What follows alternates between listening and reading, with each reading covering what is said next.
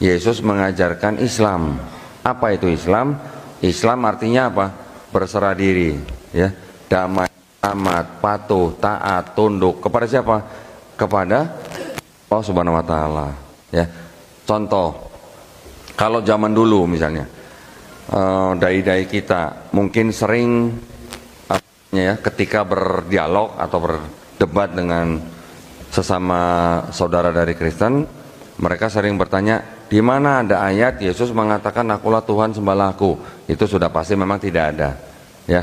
Kalau saya, ya namanya saya belajar yang istilahnya nggak ada apa-apanya dengan Dr. Zakir Naik atau dengan almarhum Syekh Hamid Didat, saya malah menemukan sebuah ayat di dalam 4 gospel ini yang mana Yesus malah ngakunya sebagai nabi, gitu.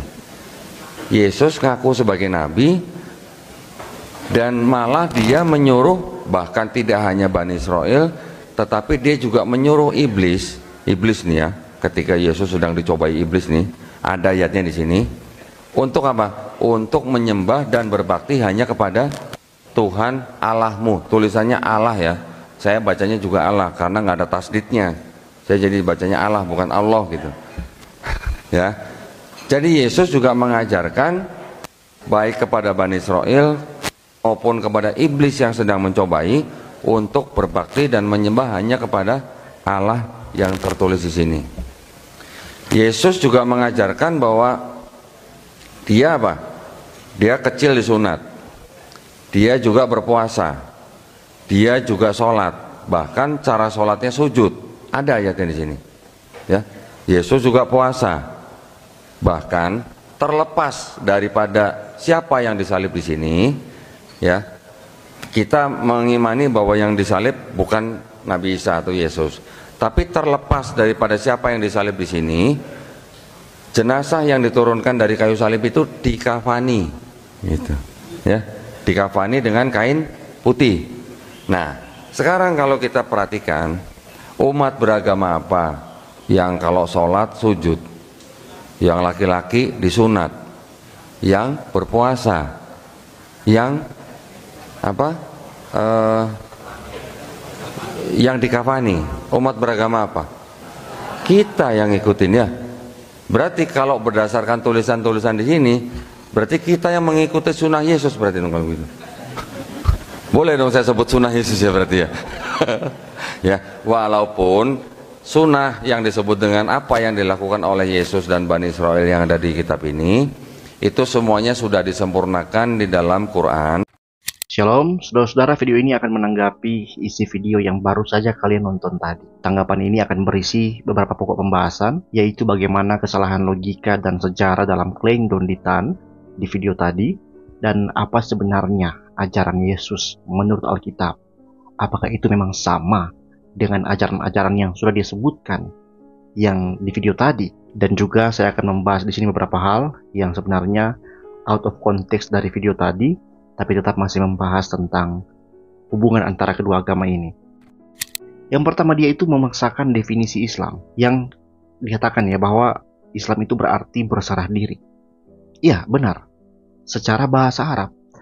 Tapi agama Islam sebagai syariat itu baru muncul abad ke-7 kan. Menyebut Yesus mengajarkan Islam itu adalah kesalahan sejarah dan sangat anakronisme. Kemudian Yesus menyembah Bapa, itu benar, Yesus menyembah Bapa, tapi dalam relasi Tritunggal, bukan tauhid Islam. Kita nggak menolak bahwa Yesus dalam keinsaniannya, dia berdoa kepada Bapa. Itu adalah kebenaran dalam Injil. Yesus berdoa sebagai manusia sejati, yang dalam inkarnasinya, dia merendahkan diri, tunduk kepada kehendak Bapa. Itu jelas disebut juga dalam Filipi 2, 6-8. Tapi yang harus digarisbawahi adalah bagaimana hubungan antara Yesus dan Bapa itu dapat dijelaskan dalam Alkitab. Saudara, Yesus itu bukan hanya seorang nabi biasa yang mengajarkan monoteisme kosong seperti yang diklaim agama lain. Tapi Yesus adalah anak Allah yang kekal, yang memiliki kesatuan esensi dengan Bapa dan Roh Kudus. Kita mengetahui bagaimana Allah Tritunggal yang Maha Kudus itu kan, satu Allah dalam 3 pribadi yang berbeda, yang kekal, Bapa, Anak, dan Roh Kudus. Bapa adalah Allah, Anak adalah Allah, Roh Kudus adalah Allah, tapi bukan 3 Allah, melainkan satu Allah. Istilah pribadi dan Allah itu berbeda. Kita nggak menyebut di sini ada 3 Allah.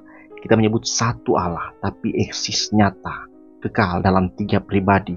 3 pribadi yang berelasi dalam kekekalan. Ketiganya adalah satu Allah yang kekal. Dan Yesus sendiri menyatakan relasi ini dengan jelas. Yohanes 10:30, aku dan Bapa adalah satu. Bukan sekedar kesatuan hati, tapi satu dalam esensi. Yohanes 14:9, barang siapa telah melihat aku, ia telah melihat Bapa. Yohanes 17:5, dan sekarang Bapa, permuliakanlah aku di hadiratmu dengan kemuliaan yang kumiliki bersama engkau sebelum dunia ada. Nah, jadi jelas ini bukan hubungan nabi dan pencipta seperti yang diajarkan dalam Islam, melainkan hubungan kekal antara Allah Sang Bapa dan Allah Sang Anak. Di sisi lain, mari kita melihat perbedaan fatal dengan konsep Islam. Islam mengajarkan konsep tauhid murni. Allah itu esa secara mutlak, tunggal sederhana. Nah, mereka menolak segala kemungkinan persekutuan pribadi dalam zat Allah, ya. Tapi Injil mengajarkan Allah itu adalah kasih.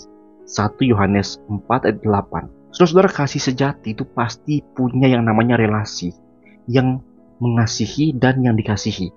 Kasih itu nggak mungkin nggak punya objek. Bahkan sebelum dunia ada, Allah sudah berelasi. Bapa mengasihi anak dalam Roh Kudus.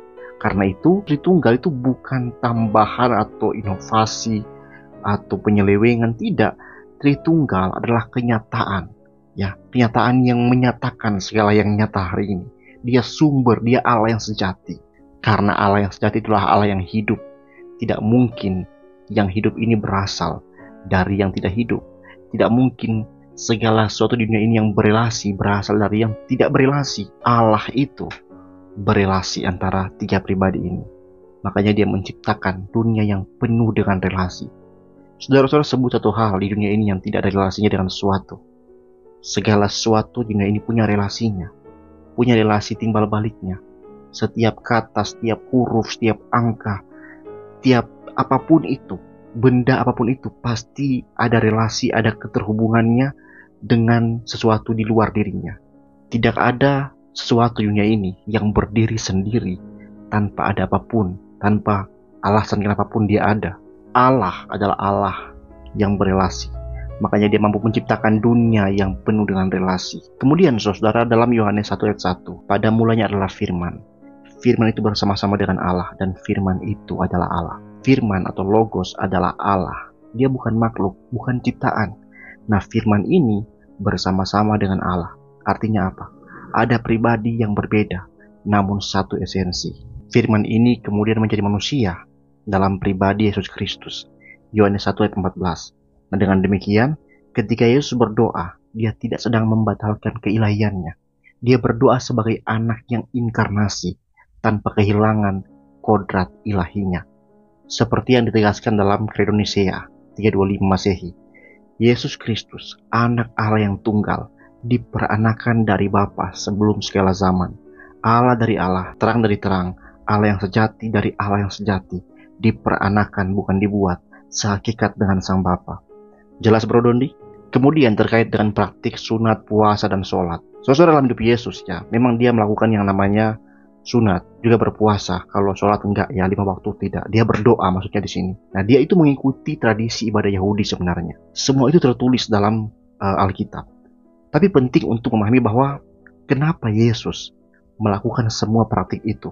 Saudara-saudara, Yesus itu bukan mengajarkan agama baru yang bernama Islam, tidak. Dan itu bukan sekedar mentaati tradisi manusia, melainkan ia sedang melakukan itu karena ia datang menggenapi seluruh hukum Taurat dan nubuat para nabi. Seperti yang ia sendiri tegaskan, janganlah kamu menyangka bahwa aku datang untuk meniadakan hukum Taurat atau kitab para nabi. Aku datang bukan untuk meniadakannya, melainkan untuk menggenapinya. Matius 5:17. Nah, apa arti menggenapi di sini, saudara? Menggenapi itu berarti memenuhi, melengkapi, membawa kepada tujuan puncaknya. Jadi yang menyempurnakan firman di PL itu adalah Kristus, bukan agama yang lain.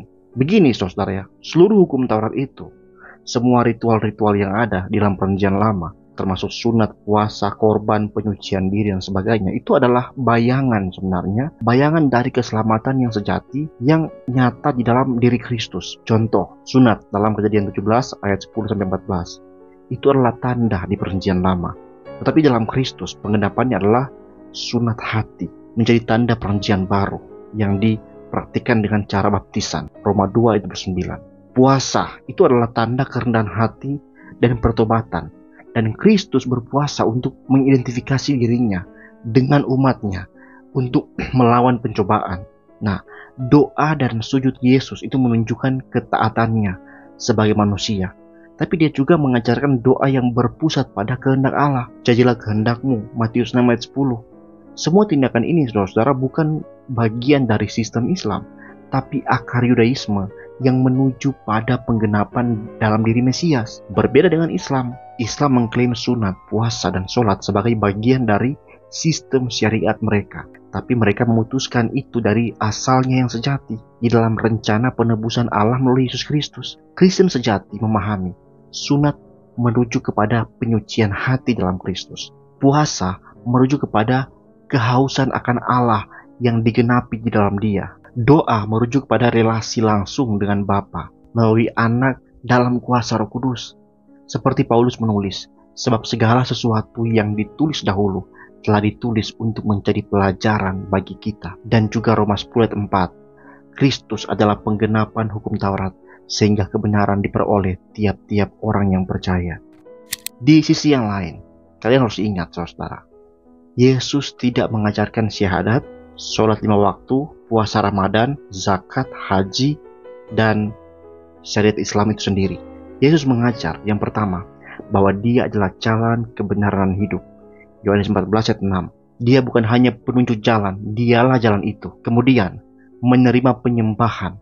Matius 28 ayat 17. Sesuatu yang tidak dilakukan oleh para nabi di Islam. Kemudian, mengampuni dosa dalam otoritasnya sendiri. Markus 2 ayat 5-11. Sedangkan dalam Islam, hanya Allah yang mengampuni. Di Alkitab, Yesus mengampuni.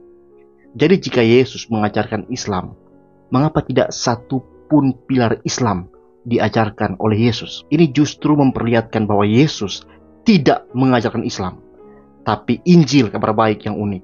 Karena Yesus justru membongkar semua jalan selain Injil.